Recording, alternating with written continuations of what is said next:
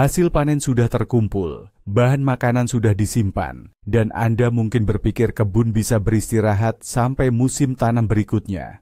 Benar begitu? Justru tidak. Justru sekarang saat Anda mengira semua pekerjaan sudah selesai, dimulailah tugas paling krusial, meletakkan fondasi untuk panen di masa depan yang benar-benar luar biasa. Hari ini kita akan membahas tentang pemupukan terakhir musim tanam. Dan saya jamin, Anda akan menemukan bagaimana satu langkah sederhana menjelang akhir musim ini dapat meningkatkan hasil panen Anda tahun depan hingga hampir 2 kali lipat. Bayangkan tanah di kebun Anda sebagai rekening bank. Sepanjang musim tanam, Anda terus-menerus menarik dana dari rekening itu. Tomat, timun, kentang, semua hasil panen ini telah menguras banyak sekali nutrisi dari tanah. Dan menjelang akhir musim, rekening itu hampir kosong. Jika Anda tidak melakukan apa-apa, maka di musim tanam berikutnya, tanaman Anda tidak akan punya cukup nutrisi untuk tumbuh. Pemupukan di akhir musim ini bukan sekadar memberi pupuk, melainkan kontribusi utama Anda bagi kesuburan tanah di tahun depan. Ini adalah investasi yang pasti akan terbayar berlipat ganda.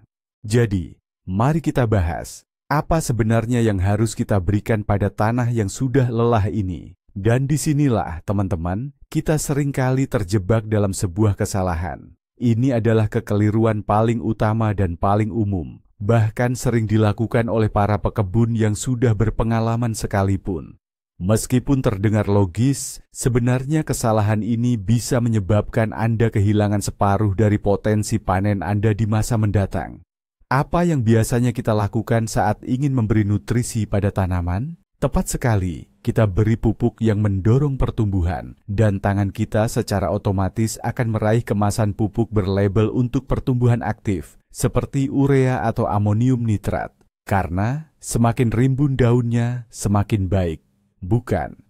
Nah, itu benar jika dilakukan pada musim semi dan panas. Tapi, jika di musim gugur, itu bisa jadi bencana. Bayangkan ini, Anda memberikan pupuk nitrogen. Tanaman, terutama yang berumur panjang atau perennial, akan menerima sinyal. Ayo tumbuh, musim semi baru telah tiba. Dan mereka pun mulai secara aktif menumbuhkan tunas-tunas muda dan daun-daun yang lembut.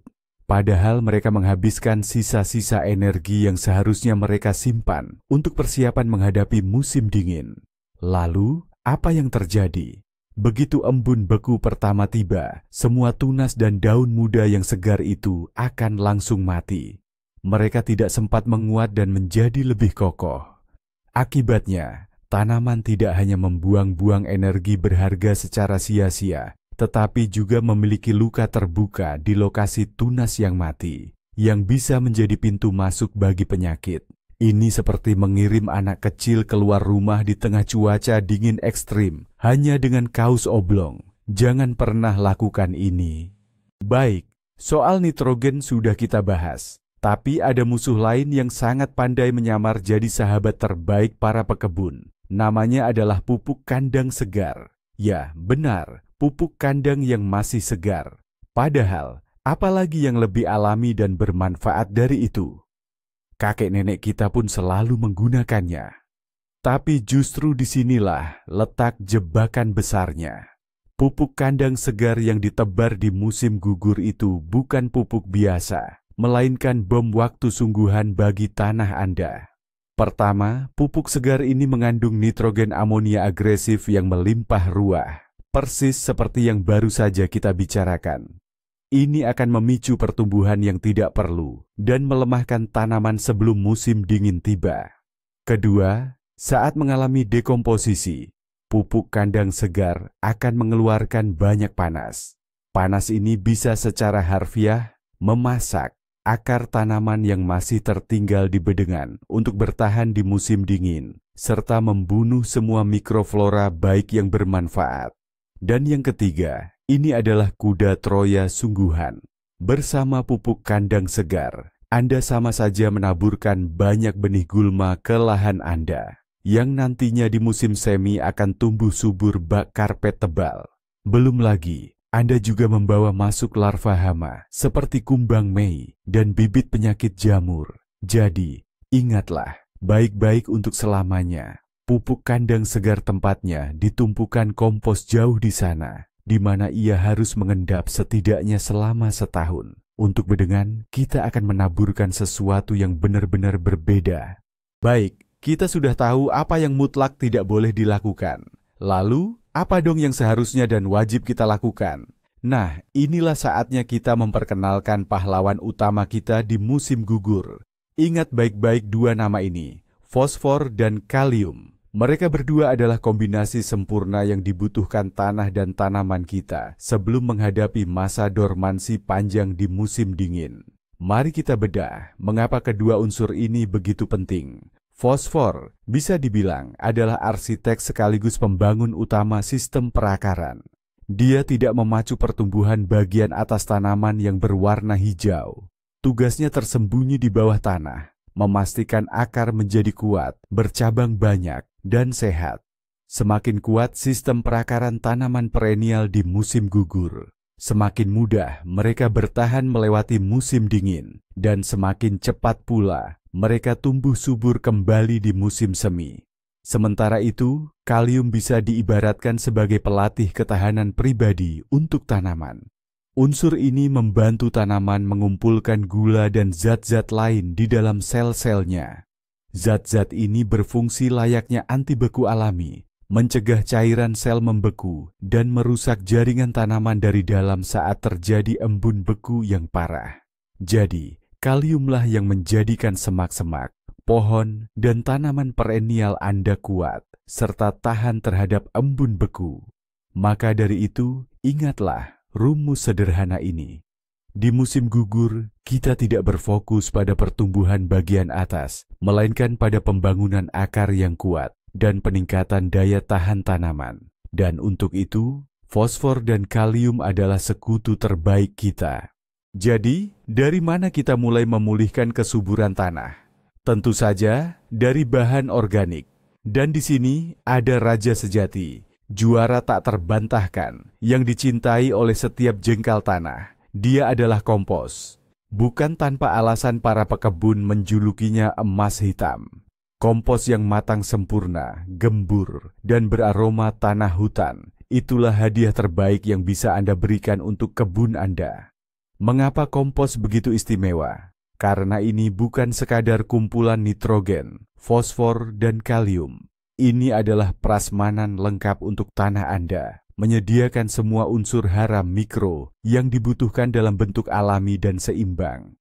Kompos juga berperan penting dalam memperbaiki struktur tanah. Tanah liat yang padat dan berat akan menjadi lebih gembur dan berongga, memungkinkan akar tanaman bernapas lega.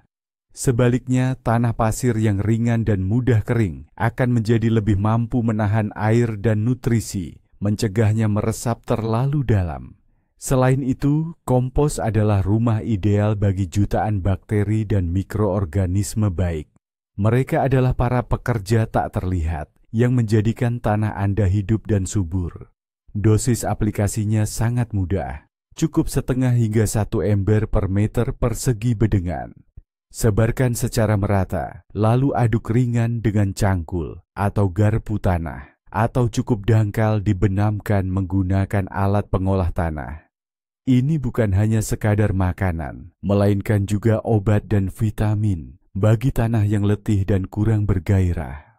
Lalu, bagaimana jika kompos matang berkualitas belum tersedia atau jumlahnya terlalu sedikit? Jangan khawatir, ada pejuang kesuburan lain yang terbukti ampuh datang membantu. Itu adalah pupuk kandang yang sudah benar-benar matang, atau yang lebih tepat disebut pupuk humus.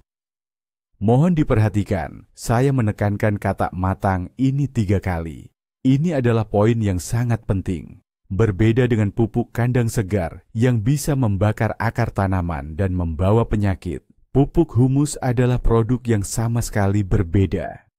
Pupuk ini telah melewati semua tahap fermentasi, kehilangan amonia berlebih, benih gulma di dalamnya sudah mati, dan nutrisi penting telah berubah menjadi bentuk yang mudah diserap tanaman. Pupuk humus yang baik berwarna gelap, gembur, nyaris homogen, dan baunya seperti tanah, bukan seperti kotoran asalnya. Pupuk humus, seperti halnya kompos, sangat baik untuk memperbaiki struktur tanah dan memperkaya kandungan humus di dalamnya. Pupuk ini bekerja perlahan, melepaskan nutrisi secara bertahap selama beberapa tahun. Ini adalah investasi jangka panjang untuk kesehatan kebun Anda. Cara mengaplikasikannya sama seperti kompos, sekitar 1 ember untuk 1 hingga 2 meter persegi, dengan wajib dicampur ke dalam tanah. Jika Anda memiliki akses ke pupuk humus berkualitas tinggi, anggap saja Anda memenangkan lotre berkebun. Ada satu lagi pupuk organik yang seringkali diremehkan banyak pekebun, padahal sayang sekali, yaitu abu kayu biasa, sisa pembakaran dari tungku atau panggangan. Pastikan saja Anda membakar kayu murni, bukan partikel kayu olahan seperti MDF atau partikel board, laminasi, atau kayu yang dicat, karena itu semua mengandung banyak bahan kimia berbahaya. Abu kayu adalah konsentrat alami kalium dan fosfor yang sangat ampuh. Apalagi kalium dalam abu ini berupa potas yang sangat mudah diserap oleh tanaman. Selain itu, abu juga mengandung kalsium, magnesium, boron, zat besi. Pokoknya, hampir semua unsur penting dalam tabel periodik hadir dalam dosis mikro. Ini ibarat suplemen multivitamin alami untuk tanah Anda. Tapi abu kayu punya satu lagi keunggulan luar biasa. Ia adalah penetralisir keasaman tanah yang sangat baik. Kebanyakan tanaman kebun tidak menyukai tanah yang terlalu asam, dan seiring waktu, tanah memang cenderung menjadi asam karena hujan dan penggunaan pupuk tertentu. Menambahkan abu kayu akan menyeimbangkan keasaman tanah secara lembut dan efektif, menciptakan kondisi ideal bagi pertumbuhan tanaman dan mikroorganisme baik. Rata-rata cukup taburkan 1 hingga 2 gelas abu per meter persegi bedengan. Ratakan sebelum Anda menggemburkan tanah. Ini adalah cara yang sederhana, murah, dan sangat ampuh untuk menyuburkan tanah Anda.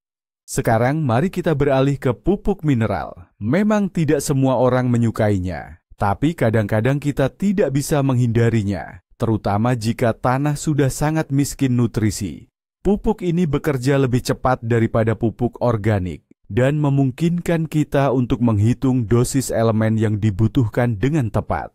Nah, rekomendasi utama kami untuk musim gugur ini adalah super fosfat.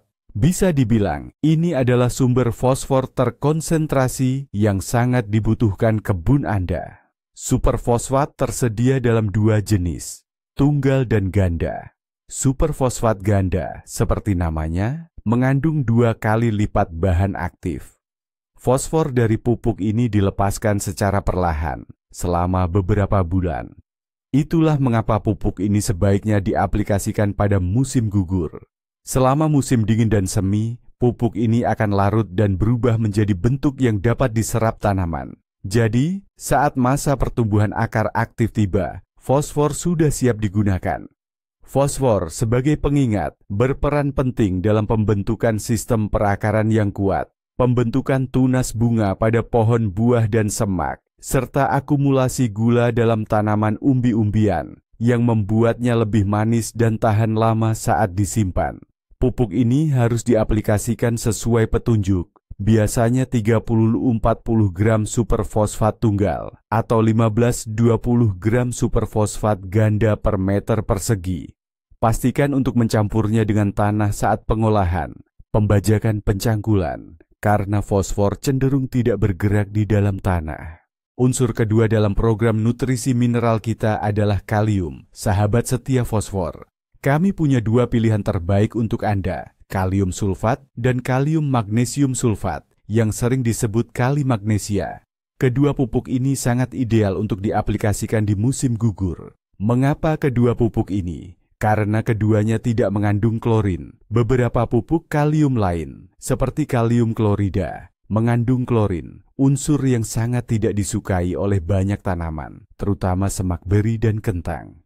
Dengan menggunakan pupuk bebas klorin, Anda melindungi tanaman. Dan perlu diketahui, selama periode musim gugur musim dingin, kelebihan klorin yang mungkin ada di tanah akan tercuci ke lapisan tanah yang lebih dalam, sehingga tidak membahayakan. Seperti yang telah kita bahas, kalium adalah elemen kunci untuk ketahanan tanaman di musim dingin. Ia membantu tanaman bersiap menghadapi suhu beku. Nah, pada kalium magnesium sulfat, selain kalium, juga terdapat magnesium. Elemen ini sangat penting untuk fotosintesis dan seringkali kekurangan di tanah berpasir. Magnesium bertanggung jawab untuk menjaga warna daun tetap cerah dan sehat. Jadi, dengan mengaplikasikan kalium magnesium sulfat, Anda mendapatkan dua manfaat sekaligus. Dosis aplikasi yang direkomendasikan biasanya 20-30 gram per meter persegi. Cukup sebarkan dan campurkan ke dalam tanah, dan tanaman kita akan mendapatkan jaket musim dingin yang hangat. Bagi para pegiat pertanian organik murni, ada alternatif yang luar biasa dan tahan lama untuk fosfor anorganik. Alternatif tersebut adalah tepung tulang. Pada dasarnya, ini adalah tulang-tulang hewan yang digiling halus. Mungkin kedengarannya kurang menggiurkan, tapi bagi tanaman, ini adalah nutrisi istimewa yang kaya akan fosfor dan kalsium. Keunggulan utama tepung tulang adalah cara kerjanya yang lambat. Ia terurai di dalam tanah sangat lambat, bahkan bisa bertahun-tahun, sambil melepaskan nutrisi secara bertahap. Ini menjadikannya pupuk lepas lambat, atau pupuk dengan efek jangka panjang. Artinya, dengan sekali aplikasi di musim gugur, Anda sudah menyediakan kebutuhan fosfor tanaman untuk 2 hingga 3 musim ke depan. Selain fosfor, tepung tulang juga mengandung banyak kalsium yang berfungsi sebagai penetralisir keasaman tanah yang sangat baik. Pupuk ini juga mampu memperbaiki struktur tanah, menjadikannya lebih gembur. Tanaman yang sangat responsif terhadap aplikasi tepung tulang antara lain adalah bunga-bunga berumbi seperti tulip, bakung, dan lili, serta tanaman umbi-umbian dan keluarga Solanaceae, terong-terongan, kentang-kentangan.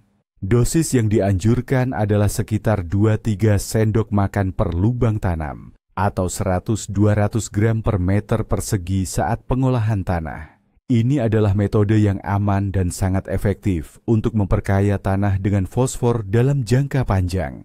Melanjutkan topik menetralkan keasaman tanah, ada satu lagi pahlawan yang tak boleh kita lewatkan, tepung dolomit. Seringkali, orang salah mengira tepung dolomit ini sama dengan kapur pertanian biasa. Padahal dolomit jauh lebih unggul dan punya manfaat lebih banyak. Berbeda dengan kapur biasa yang hanya mengandung kalsium, tepung dolomit juga kaya akan magnesium. Mengapa ini penting? Kalsium dan magnesium adalah dua unsur yang saling melengkapi dan selalu bekerja berpasangan.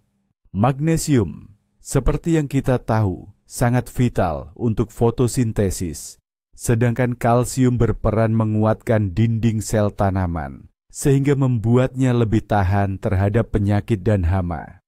Kekurangan unsur-unsur ini seringkali menyebabkan masalah seperti busuk ujung buah pada tomat dan cabai. Pemberian tepung dolomit di akhir musim tanam atau sebelum memulai penanaman berikutnya adalah cara yang paling tepat dan aman untuk menetralkan keasaman tanah. Selama periode istirahat tanah, dolomit akan bereaksi sempurna dengan asam-asam dalam tanah. Hasilnya, saat musim tanam tiba, tanah Anda akan memiliki keseimbangan pH yang optimal.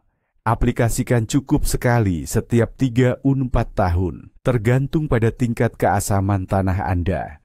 Dosis yang dianjurkan berkisar antara 300 hingga 500 gram per meter persegi. Sebarkan secara merata di permukaan, lalu olah tanah agar tercampur rata. Langkah sederhana ini akan secara signifikan meningkatkan kesehatan dan kesuburan tanah Anda. Sekarang, mari kita bahas salah satu metode paling mudah, namun sangat efektif untuk menyuburkan dan menyehatkan tanah, yaitu menanam tanaman pupuk hijau. Apa sebenarnya tanaman pupuk hijau itu? Tanaman pupuk hijau adalah jenis tanaman yang kita tanam bukan untuk dipanen, melainkan khusus untuk meningkatkan kesehatan dan kesuburan tanah. Karena fungsinya, Mereka juga sering disebut pupuk hijau. Lalu, bagaimana cara kerjanya? Setelah musim panen, tepat setelah lahan dibersihkan, kita bisa menaburkan benih di bedengan kosong dengan tanaman seperti sawi, facelia, gandum hitam, atau oat. Tanaman-tanaman ini tumbuh sangat cepat, sehingga sempat menghasilkan biomasa hijau yang melimpah sebelum masuk musim dingin. Akar-akar tanaman ini mampu menembus dan menggemburkan tanah hingga kedalaman yang signifikan, memperbaiki struktur tanah secara alami, bahkan lebih baik dari penggunaan sekop. Tak hanya itu, mereka juga berperan mengambil nutrisi penting dari lapisan tanah yang lebih dalam dan membawanya ke permukaan, membuatnya mudah diakses oleh tanaman berikutnya.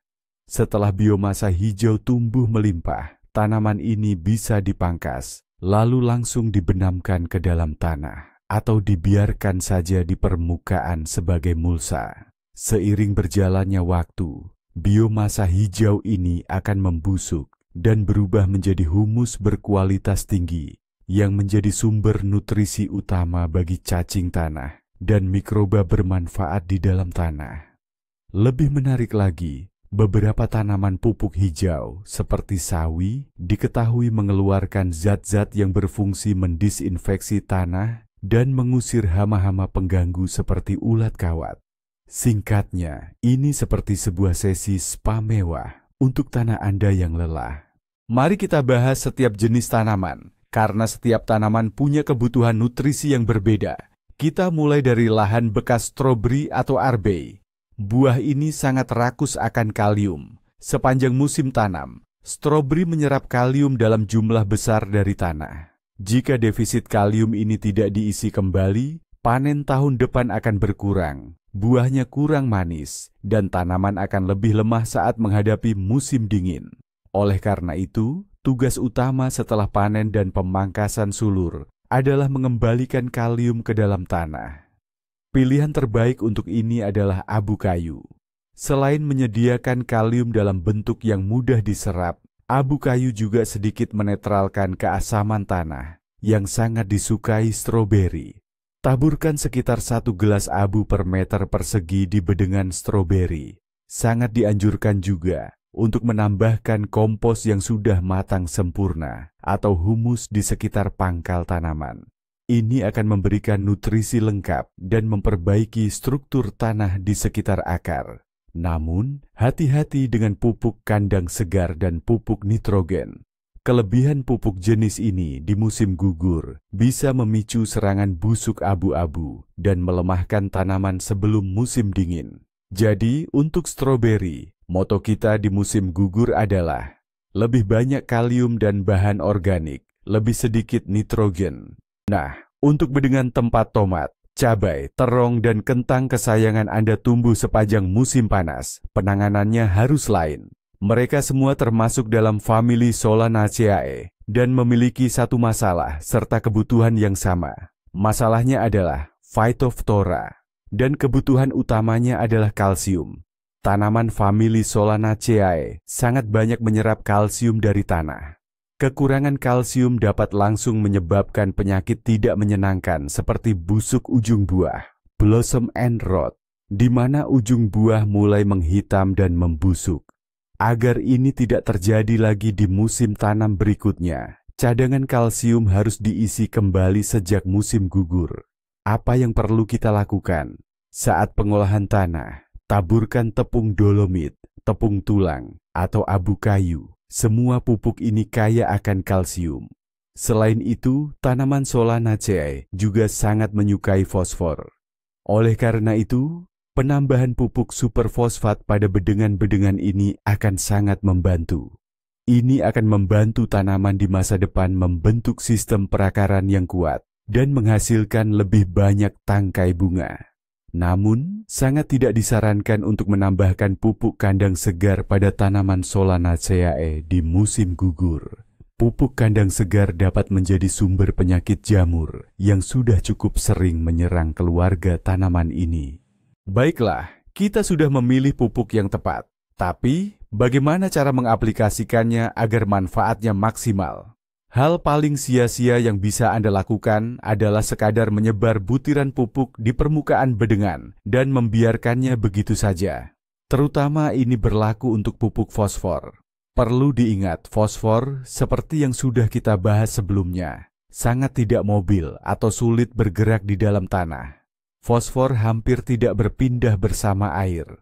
Jika Anda meninggalkannya di permukaan, pupuk tersebut akan tetap di sana dan tidak akan sampai ke akar tanaman. Kalium dan nitrogen memang lebih mobil, tapi tetap lebih baik jika dicampur ke dalam tanah untuk menghindari kehilangan nutrisi.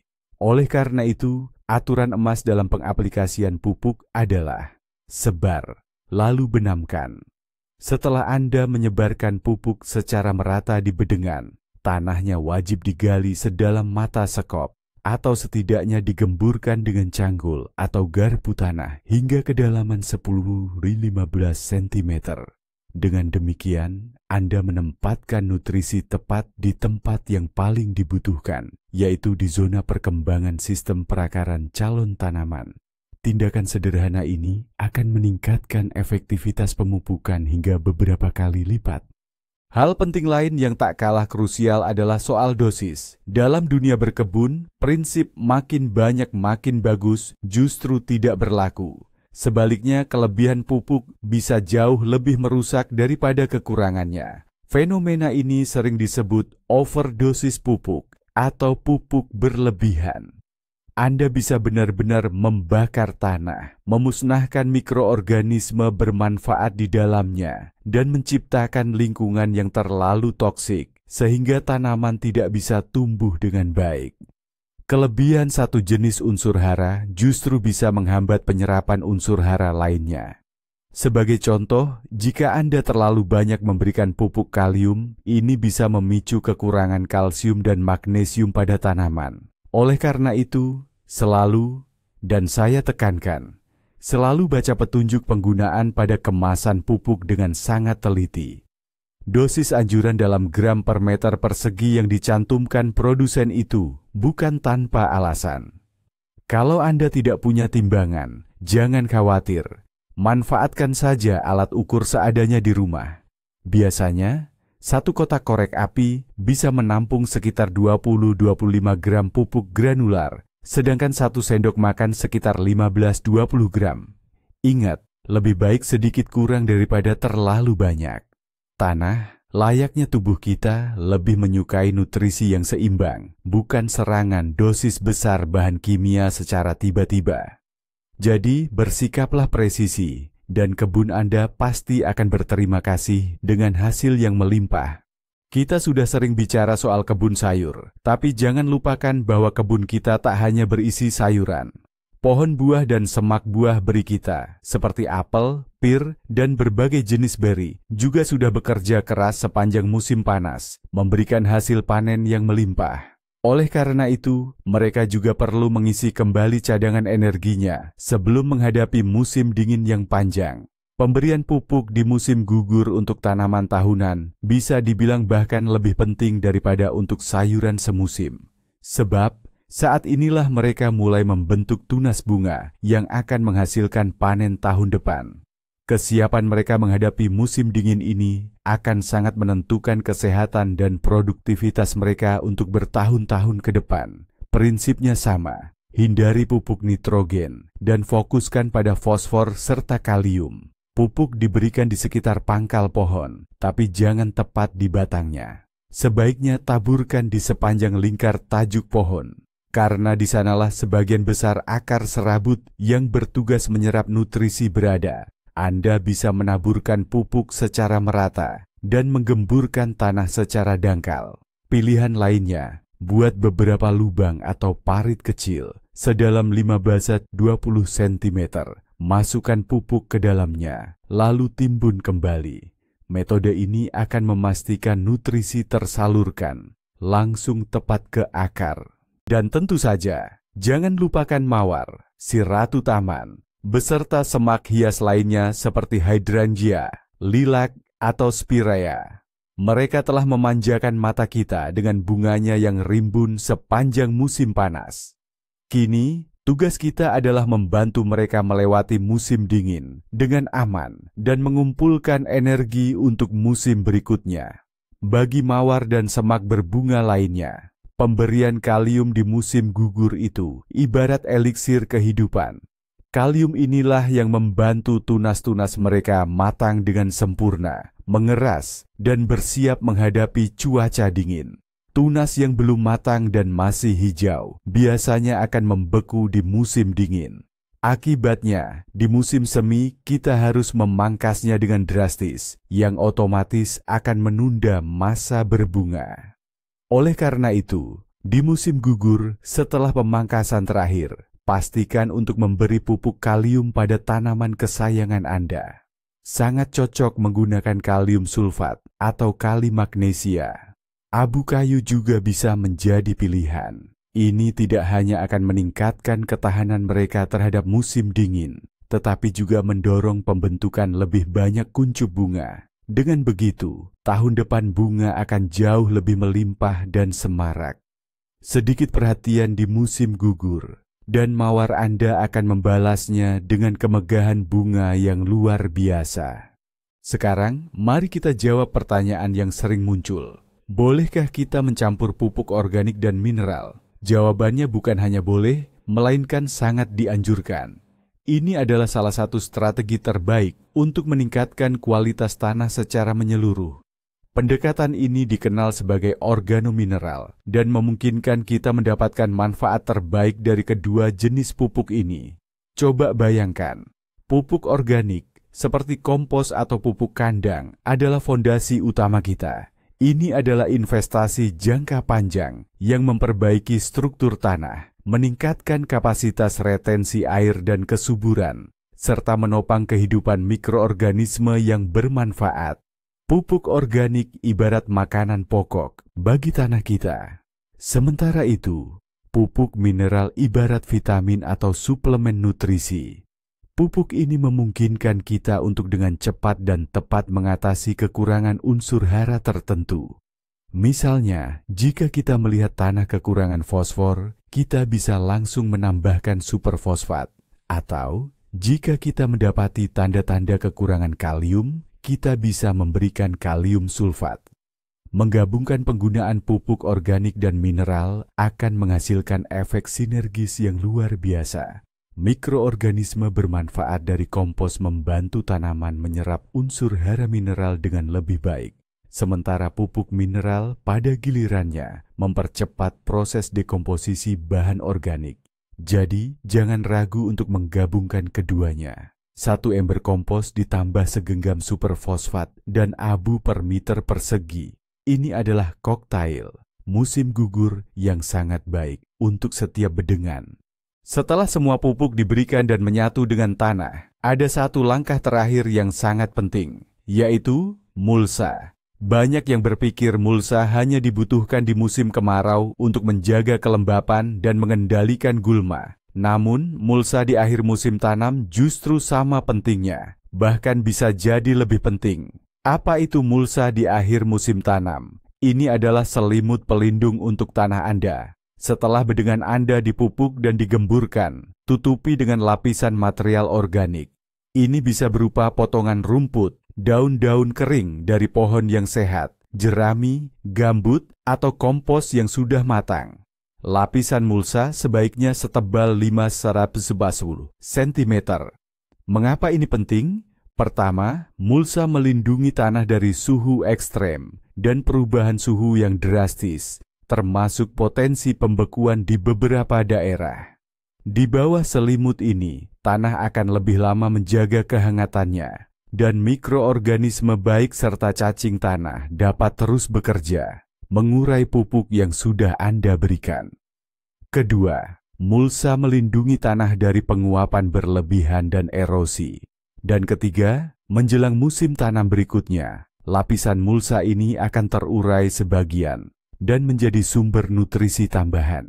Ini adalah cara sederhana dan cerdas untuk menyelesaikan persiapan akhir musim tanam Anda, membiarkan kebun beristirahat dengan nyaman dan aman. Dan sampailah kita pada poin terpenting. Tahukah Anda kesalahan terbesar dalam perawatan kebun di akhir musim tanam? Bukan karena salah pupuk.